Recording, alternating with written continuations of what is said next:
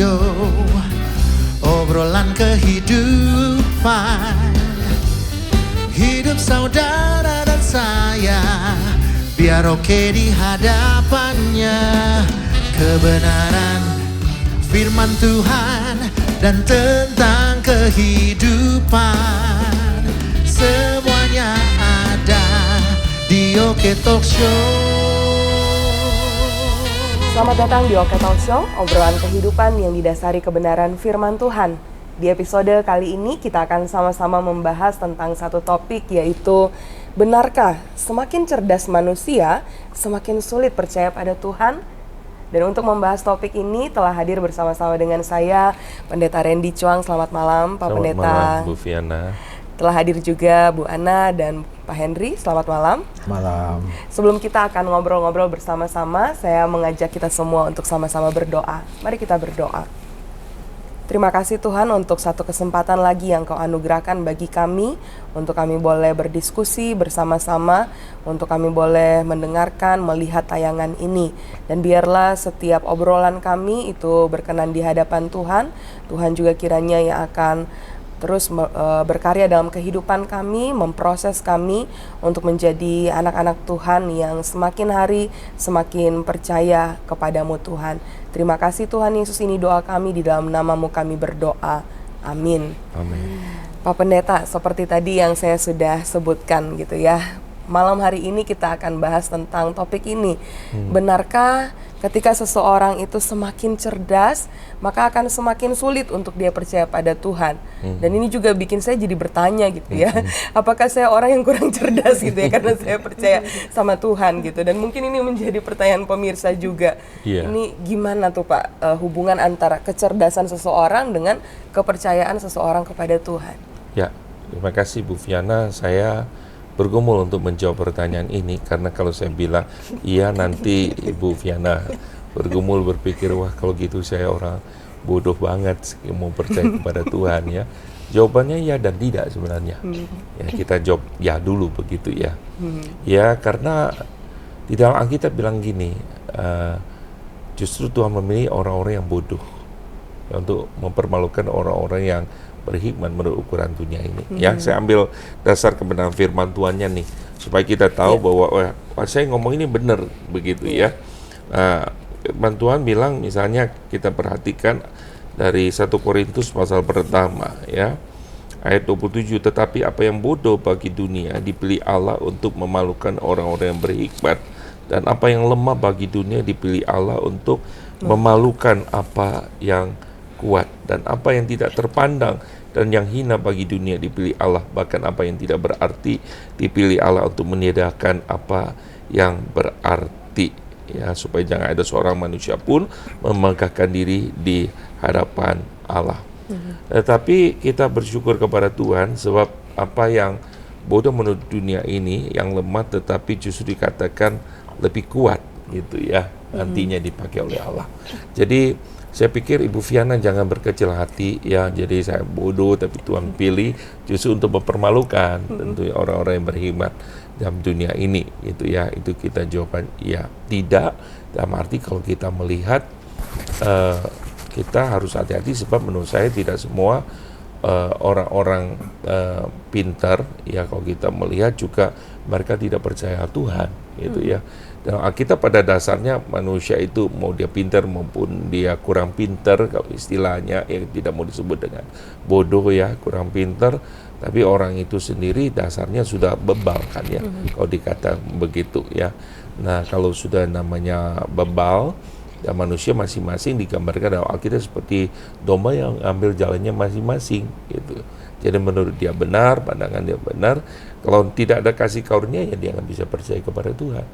Maka kita bersyukur kalau kita bisa percaya kepada Tuhan, itu karena kasih karunia Tuhan yang selalu saya bicarakan ya setiap kali. Tapi saya bilang bahwa tidak, karena saya lihat ada juga orang-orang yang memang pintar kalau kita melihat. Ya, kalau kita melihat contoh dalam Alkitab, siapa bilang seperti misalnya Paulus itu orang yang bodoh, ya tidak kan? Ya orang pintar kok. Ya, seperti Lydia pengusaha kain ungu pada waktu di Alkitab dicatat, Ya tidak mungkin orang bodoh bisa menjadi pengusaha kain pada waktu itu, ya. Tetapi mereka adalah orang-orang yang percaya kepada Tuhan kok.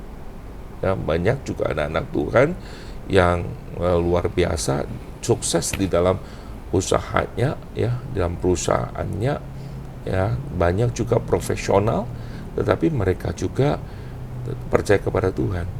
Karena apa? Karena mereka mendapatkan kasih karunia Tuhan, kalau saya lihat.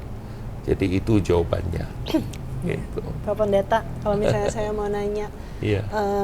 biasanya kan orang yang smart itu kan dia berpikirnya kritis ya, Iya, gitu. iya. Dan juga biasanya tuh tendensinya itu skeptis sekali gitu kan. Dibilangin Tuhan itu ada, oke, buktikan dong. Iya. Atau oh ini udah termasuk dalam rencana Tuhan. Oh masa sih gitu kan biasanya. Nah itu bagaimana ya cara meyakinkan orang yang smart ini gitu, yang kritis ini, supaya membuktikan tuh bahwa Tuhan ada. Ya, saya berpikir bahwa Tuhan tidak anti dengan orang yang pintar atau orang yang quote seperti kita lihat skeptis, ya. Karena murid Tuhan pun seperti Thomas kan salah satunya skeptis, ya. Artinya ya dia tidak gampang percaya sebelum dia melihat bukti yang diberikan seperti begitu. Dan Tuhan itu memilih justru murid-muridnya itu dengan latar belakang yang berbeda-beda seperti begitu. Jadi inilah gambaran memang skeptik itu apakah itu orang yang istilahnya ini bandel, ini memang agak jauh dari Tuhan, kita pikir seperti itu. Saya pikir juga tidak gitu ya. Nah, saya yakin dan percaya bahwa orang-orang seperti ini Tuhan akan pakai tentunya juga nantinya kalau dia sudah percaya untuk meyakinkan ya kepada orang-orang yang sama ya dalam pola berpikir mereka ya. Misalnya kalau kita perhatikan ada apa namanya di dalam kehidupan misalnya seperti Thomas setelah diyakinkan, saya percaya dia menjadi berkat juga ya. Dia pergi ya ke daerah, kalau kita melihat ya ke saudara-saudara kita, katanya ada yang mengatakan dia pergi ke India gitu ya, lalu mati di sana memberitakan Injil. Saya pikir juga di sana rekan-rekan kita di sana juga orang-orang yang cukup smart kan, buktinya jago juga dalam arti hitung-hitung dan lain sebagainya. Tapi banyak juga dimenangkan tentunya ya kalau kita lihat ya. Saya percaya ini karena kasih karunia Tuhan. Nah, bagaimana meyakinkannya? Saya percaya satu, kita bersandar pada kuasa Tuhan sih. Karena menurut saya kalau kasih karunia Tuhan belum tiba pada orang itu, kita mau bicara seluar biasa pun sama orang itu ya, tentu ada selubung yang kita katakan seperti itu, dia nggak akan percaya gitu. Itu sebabnya saya pernah diajak begini, ada satu teman dari jemaat, lalu dia ingin injili, lalu dia bilang begini, ya udah bawa pendetamu, kita berdebat 3 jam, kalau tiba-tiba saya kalah, saya akan percaya, tetapi kalau saya menang, saya tidak akan percaya, mungkin pendetamu nanti ya ikut saya, seperti begitu. Saya didatangi, lalu saya dibilang, Pak, mau nggak kita ke orang itu? Saya bilang, saya bukan tidak mau, ya saya tetap akan datang layani, tetapi dasarnya kita bukan bicara berdebat, karena kalau kita ketika berdebat dia kalah pun belum tentu dia mau percaya Tuhan, seperti begitu ya. Argumen dia kalah pun belum tentu dia mau percaya Tuhan, ada saja seperti itu. Nanti akhirnya dalam pembicaraan akan bilang pokoknya.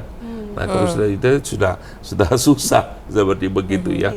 Ada asumsi, karena ada orang yang kemudian sudah muncul dengan segitiga, ya kita nggak bisa bilang kotak, kita bicara segitiga. Justru karena kasih karunia Tuhan hinggap dalam kehidupan itu yang membuat orang itu akhirnya dia bisa percaya kepada Tuhan gitu. Jadi saya bilang ya tetap kita datang, kita layani kalau mau, tetapi bukan lagi saya ingin berdebat, tapi kita bicara kehidupan, kita bicara tentang Tuhan. Ada banyak orang kemudian ya saya lihat dalam pembicaraan dia dimenangkan karena timing waktu Tuhan sudah tiba di dalam kehidupannya, seperti itu. Ya, saya kembali kepada topik kita yang tadi bahwa orang semakin cerdas itu semakin sulit percaya. Dan hal ini memang didukung oleh beberapa hasil studi baik di Amerika maupun di Inggris, bahwa memang betul orang yang semakin cerdas itu memang semakin sulit untuk percaya. Dan salah satunya pendukung ini adalah Stephen Hawking. Kita kan mengetahui bahwa Stephen Hawking ini memang orang yang sangat cerdas, ahli fisika, dan memenangkan beberapa hadiah Nobel. Nah, bukankah hal ini membuktikan bahwa semakin orang semakin cerdas itu memang semakin percaya? Nah, tadi di awal Pak Pendeta mengatakan di 1 Korintus itu bahwa untuk mempermalukan orang yang pintar tadi lah. Nah, ini kan artinya Alkitab kan nggak nyambung dengan realita yang ada, yang berkembang saat ini di dunia. Dan memang kita lihat memang populasi orang yang tidak percaya kepada Tuhan, yang ateis itu kan semakin hari memang semakin meningkat. Dan hal ini juga kita bisa lihat perkembangan di abad-abad awal itu kan perkembangan kekristenan di Eropa itu kan sedemikian pesat, dan saat ini kita juga melihat banyak sekali gereja yang ditutup. Nah, hal ini kan membuktikan bahwa tingkat kepercayaan orang yang hidup di saat ini, karena manusia semakin hari semakin cerdas, makanya mereka semakin jauh dari Tuhan. Nah, artinya adalah bagaimana kebenaran daripada tadi kebenaran firman Tuhan yang tadi disebutkan. Ya, kalau kita melihat misalnya di dalam Alkitab tadi saya menggambarkan bahwa Paulus memakai ayat di dalam Korintus ini kan tujukan kepada jemaat di Korintus yang notabene boleh dibilang jemaat pada saat itu adalah kota metropolitan. Dan di Korintus itu banyak sekali orang-orang yang pintar, bahkan punya karunia yang luar biasa. Tapi Paulus ingin menyadarkan kepada mereka bahwa mereka nggak bisa bersandar pada kehebatan mereka, artinya mereka bisa percaya Tuhan, tapi semata-mata karena kasih karunia Tuhan. Jadi jangan kamu berpikir bahwa jangan kecil hati, kamu pikir oh saya orang bodoh. Tapi juga jangan kamu sombong, kamu pikir ya saya orang pintar. Tapi semua itu kan pemberian yang Tuhan berikan. Ya, saya percaya bahwa Tuhan tidak anti dengan orang pintar, tapi saya juga tidak menyangkal kadang orang-orang yang dalam kondisi dalam arti dia pintar, ya, lalu kemudian dia juga mungkin dalam kondisi nyaman dalam hidupnya. Tentu untuk memikirkan Tuhan, mereka bilang udahlah, itu bukan yang pertama di dalam kehidupan kita, bukan menjadi sebuah prioritas. Ya, karena bagi mereka ya buat apa, kita nggak butuh Tuhan kok, seperti begitu. Semua bisa diselesaikan dengan cara berpikirnya. Dan banyak sekali sebenarnya anak-anak muda ketika belajar di luar dan tadinya percaya kepada Tuhan, akhirnya menjadi tidak percaya kepada Tuhan. Saya menemukan beberapa anak muda yang saya diminta bantu untuk kemudian bicara dengan mereka, dan saya juga sempat terkaget-kaget ada anak muda yang kemudian berkata, Pak Pendeta, saya tidak percaya bahwa kita diciptakan Tuhan, tapi saya percaya bahwa manusia itu dari ikan gitu ya. Saya jadi bingung gitu kayaknya melihat orang kemudian menjelaskan seperti begini. Untung bukan dari lalat dia ngomong begitu ya. Nah, kalau kita perhatikan, saya coba kemudian memang Tuhan tolonglah beri kasih karunia untuk bisa menjelaskan kebenaran ini, karena dia mengatakan ini yang masuk akal. Nah, kalau kita bicara ini yang masuk akal, sebenarnya sama seperti kalau kita mau pikir kita lebih pintar dan kita lebih tahu dari Tuhan. Itu kan terjadi pada waktu kita misalnya kembali sedikit ya, saya agak menarik balik misalnya dalam kitab Ayub. Sampai kemudian teman-temannya itu kan mengatakan Ayub pasti begini, tapi Ayub pada dasarnya dia membela, dia merasa dia oke gitu ya. Lalu kemudian Tuhan bilang sama Ayub, udahlah Ayub, bersikap sebagai laki-laki. Aku tanya sebuah pertanyaan kepada kamu, di manakah engkau ketika aku menciptakan alam semesta ini? Gitu. Artinya bahwa kita tidak hadir kan? Ya, kamu merasa kamu tahu sedikit, ya kamu merasa kamu menguasai, Tuhan ingin tanya, kamu ada di mana pada waktu aku menciptakan alam samudera luasnya seperti begini? Anda di mana? Dan Anda bisa menjelaskan nggak? Bagaimana kamu menjelaskan untuk antariksa semuanya itu bintang tidak bertabrakan satu dengan yang lain, mungkin dengan hitungan kamu dan sebagainya. Tetapi kamu melihat nggak di situ ada Tuhan dalam hidupnya? Jadi saya pernah ini satu kesaksian ya, ada bahkan anak pendeta begitu. Dia ada seorang hamba Tuhan yang kenal ya, dosen kami yang begitu setia melayani Tuhan, tapi anaknya tidak mau percaya kepada Tuhan ketika di Amerika sekolah dan sebagainya, dan agak down juga bagi dia sebagai seorang hamba Tuhan gitu. Yesus berdoa, bahkan dia berkata, Tuhan apakah saya harus pause dari pelayanan saya sebab tidak jadi berkat karena saya meninggalkan Tuhan gitu. Tapi kemudian saya percaya sekian proses, sekian tahun dia lalui, hanya suatu kali anaknya itu pada hari Minggu telepon, bahkan dia usir anaknya, udah jangan tinggal lagi gitu ya, karena sangat pintar anaknya. Lalu kemudian satu hari anaknya telepon sama dia dan bilang, Daddy, aku mau percaya kepada Tuhan Yesus. Why? Very simple alasannya. Dia bilang, aku sakit kepala, saya coba obat sana sini, udah sini nggak sembuh-sembuh. Akhirnya saya ingat dari kecil pernah diajarkan pray, saya doa sama Tuhan sembuh. Dan dia bilang, saya nggak bisa mengatasi hari yang very simple, saya sakit kepala nggak bisa, tapi itu Tuhan. Dan disitulah membawa dia untuk kemudian repent dan kembali kepada imannya. Jadi saya percaya inilah campur tangan kuasa Tuhan. Jadi memang ada orang kadang dia rasa lebih pintar, dia nggak butuh Tuhan, sampai akhirnya dia akan mentok dan dia tidak bisa dengan kepintaran menyelesaikan. Dia punya uang, dia akan mentok, dia tahu bahwa uang itu bukan segala-galanya, ternyata dia butuh Tuhan. Itu pada dasarnya manusia sih seperti itu. Ya, Pak Pendeta, boleh tanya lagi? Iya, boleh. Jadi ini kan pertanyaannya korelasi tentang pengetahuan dan juga seberapa dekat dan jauh dengan Tuhan ya. Yeah. Pertanyaannya, bagaimana, apa yang terjadi kalau misalnya kita tuh jauh dari Tuhan, dan bagaimana cara kita untuk mendekatkan diri pada Tuhan meskipun kita sepintar apa gitu. Iya, pada akhirnya kita melihat memang ini kritikan terhadap orang-orang yang misalnya dekat dengan Tuhan, ke gereja, masa seperti Karl Marx pernah berkata, ya agama itu seperti candu kan, dia bilang seperti begitu. Ya, Anda tidak bisa cari selesai kemudian dekat dengan Tuhan, dia bilang seperti itu.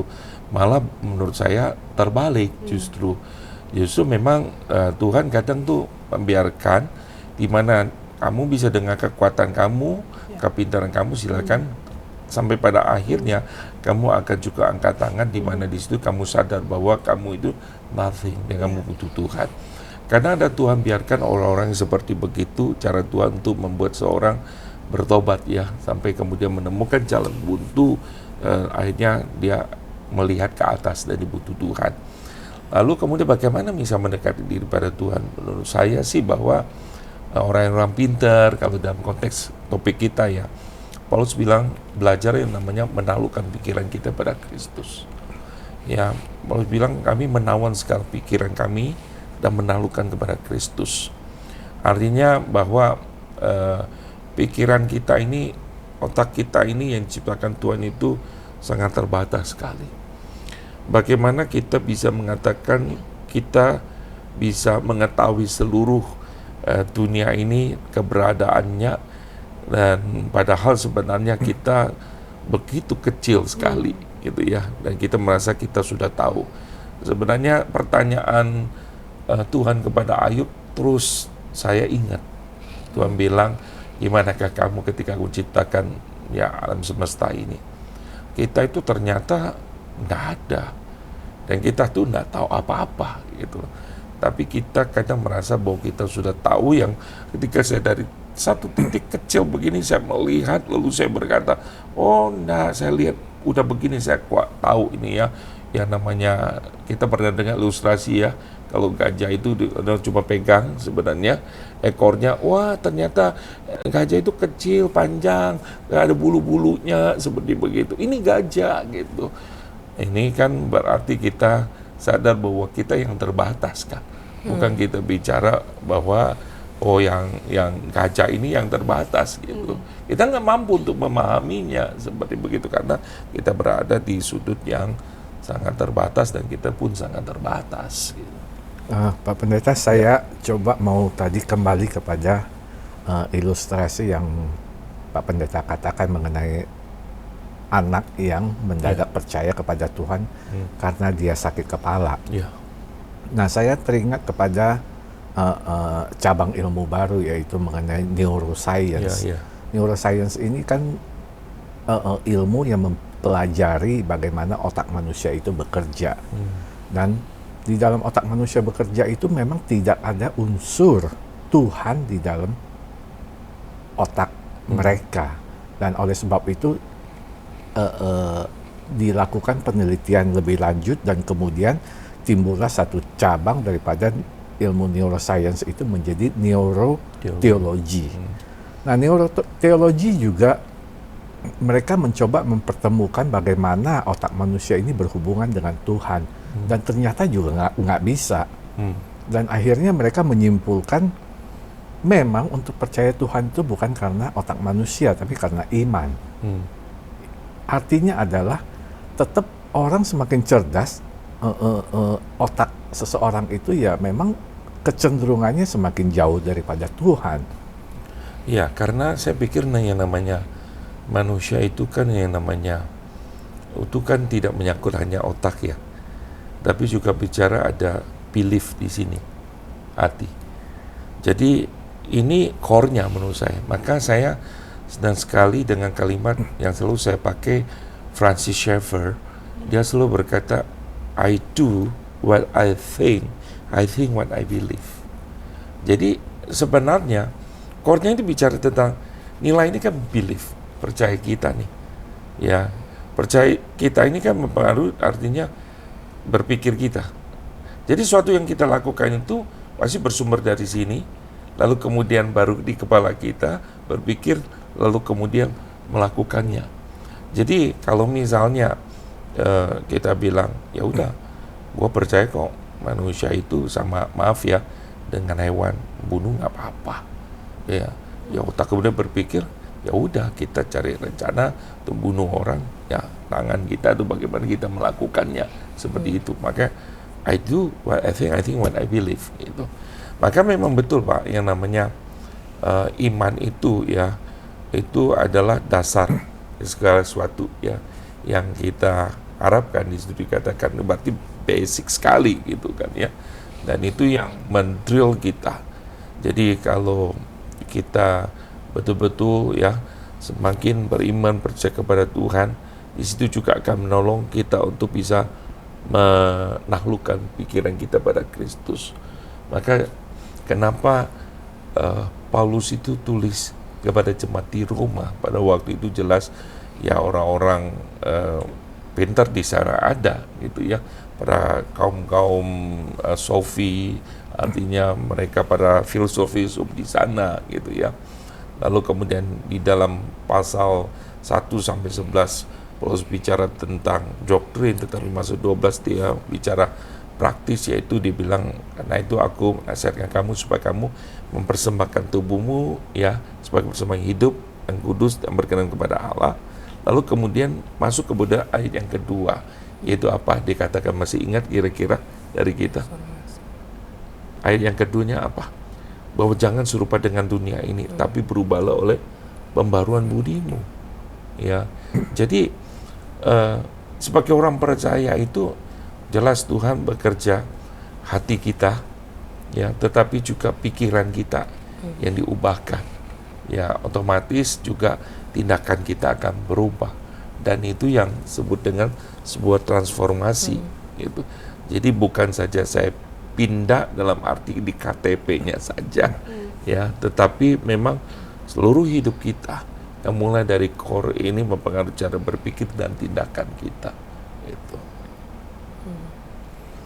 Nah, tadi memang kalau kita berbicara yang tadi disebutkan, apa yang disebutkan di dalam Alkitab memang seperti itu. Tapi kan kenyataan yang tadi juga saya sebutkan di awal,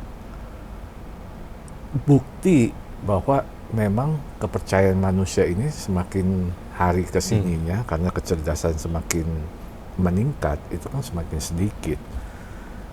Nah, artinya adalah apa yang diajarkan Alkitab kan tidak relevan dengan yang ada saat ini, perkembangan di dunia saat ini. Kalau kita melihat, justru Alkitab sudah mengingatkan kepada kita ya, pada zaman-zaman akhir orang akan membangkang, orang akan merasa dia so tahu, meninggalkan Tuhan, tidak tahu berterima kasih. Itu yang terjadi ya. Jadi Alkitab sudah memberitahukan kepada kita gitu ya hal ini, karena orang merasa bahwa dia lebih hebat, bahkan dia ingin menjadi Tuhan yang bisa mengatur semuanya ya. Tapi kenyataannya kan tidak bisa seperti begitu ya. Jadi kita bersyukur kepada Tuhan bahwa kembali kita dengan kondisi seperti ini Pak, kita dibawa kepada satu ucapan syukur. Sekali lagi Tuhan, ternyata kalau saya pun tidak mendapatkan kasih karunia, saya juga akan sama itu. Sama, dan saya juga tidak percaya kepada Tuhan. Saya merasa diri saya hebat, luar biasa. Bahkan kadang kita yang di dalam pergumulan kita sudah percaya sama Tuhan pun Pak, kadang kita ya kalau anak misalnya kita lihat ya, atau Viana, kadang dalam perjalanan iman kita pun kita bilang, Tuhan kenapa begini sih? Harusnya begini dong ya. Kenapa Tuhan untuk jalan seperti begini? Dan kita ingin menjadi Tuhan kan. Kita yang ingin mengatur Tuhan. Tuhan kalau ini mesti harus lebih baiknya jadi seperti ini. Di end sebenarnya saya coba kembali kepada yang Paulus tulis di dalam Roma pada waktu dia menulis segalanya. Akhirnya dia sampai coba berpikir juga, wah ini siapa sebenarnya dirinya sendiri ya, sampai kemudian dia bilang, akhirnya dia bilang gini, oh alangkah dalamnya kekayaan hikmat, dalam Roma 11:33 ya. Oh alangkah dalamnya kekayaan hikmat dan pengetahuan Allah, sungguh tak terselidiki keputusannya dan sungguh tak terselami jalan-jalannya. Sebab siapakah yang dapat mengetahui pikiran Tuhan? Atau siapakah yang pernah menjadi penasehatnya? Atau siapakah yang pernah memberi sesuatu kepadanya sehingga ia harus menggantikannya? Sebab akhirnya dia kembali kepada doksologi. Segala sesuatu adalah dari dia dan oleh dia dan kepada dia, bagi dia kemuliaan sampai selama-lamanya. Saya berpikir kalau hidup kita memang at the end kemudian kita bawa kepada hidup yang doxological, kembalikan segala sesuatu dari Engkau, melalui Engkau, dan juga untuk Engkau selama-lamanya gitu ya. Hidup kita itu akhirnya menjadi orang Kristen yang tahu bersyukur gitu. Kita akan kemudian bilang, Tuhan, aku tuh ternyata nggak punya apa-apa. Kamu pikir kamu pinter, tapi semakin engkau menambah usiamu, kekuatan pikiranmu pun juga akan lemah. Kepintaranmu juga akan menurun. Dan kamu bisa membuktikan siapa dirimu di hadapan Tuhan. Iya. Ya kita nggak ada apa-apanya. Jadi saya sih berharap rekan-rekan justru kita akan terus berdoa untuk mereka-mereka. Kalau ada di anak-anakmu atau anak-anak temanmu di dalam struggle ini, nggak apa-apa, minta Tuhan yang bekerja. Ya kita juga artinya jangan mengutuki mereka dan merasa kamu masuk neraka, belum tentu. Kasih karunia Tuhan bekerja waktu Tuhan tiba, dan dia bisa dipakai untuk boleh menjadi hamba Tuhan yang memenangkan juga orang-orang yang punya struggle yang sama seperti begitu. Iya. Terima kasih Pak Pendeta Randy. Iya. Jadi kalau balik lagi ke pertanyaan di awal, benarkah semakin cerdas manusia semakin sulit percaya Tuhan? Ya ada benernya juga, ada bukti-buktinya. Tapi ada banyak juga orang-orang yang semakin cerdas, mereka semakin menyadari bahwa semua itu dari Tuhan. Dan sangat menarik tadi ya apa yang dikatakan juga Pak Pendeta Randy, bahwa secerdas-cerdasnya seseorang itu ada saatnya akan menurun gitu ya. Ada saatnya kemampuan kita berpikir akan menurun gitu seiring dengan bertambahnya usia kita. Bahkan jangankan nunggu tua gitu ya. Kadang masih belum terlalu tua aja juga udah mulai menurun gitu ya. Semakin menunjukkan keterbatasan kita, dan Tuhan itu pribadi yang tidak terbatas yang patut untuk kita percayai. Dan biarlah apa yang menjadi obrolan kami pada malam hari ini semakin menguatkan iman saudara, semakin membuat kita juga terus bersyukur dengan segala sesuatu yang Tuhan anugerahkan, kecerdasan dan apapun yang kita miliki, semua itu adalah dari Dia, oleh Dia, dan hanya untuk Dia. Mari kita akhiri untuk episode kita pada malam hari ini. Saya minta kesediaan Pak Henry untuk tutup dalam doa. Mari kita berdoa. Tuhan Yesus, kami bersyukur, kami berterima kasih karena sampai saat ini Engkau masih terus memakai kami untuk membahas topik-topik yang boleh menjadi berkat bagi kami, boleh menjadi berkat bagi para pemirsa di rumah, sehingga pemahaman kami terhadap kebenaran-Mu Tuhan, pemahaman kami terhadap firman-Mu, terhadap Alkitab semakin hari juga semakin mendalam, dan kiranya apa yang kami lakukan ini boleh terus menyenangkan hati-Mu Tuhan. Terima kasih Tuhan. Di dalam nama Tuhan Yesus Kristus kami telah berdoa dan mengucap syukur. Amin. Amin. Terima kasih Pak Pendeta Randy, Ibu Ana, dan Pak Henry. Terima kasih juga untuk Bapak Ibu Saudara yang tetap setia menyaksikan episode-episode dari Oke Talk Show. Dan sampai ketemu di episode berikutnya. Tuhan Yesus memberkati. Oke Talk Show, obrolan kehidupan, hidup saudara dan saya, biar oke di hadapannya. Kebenaran firman Tuhan dan tentang kehidupan, semuanya ada di Oke Talk Show.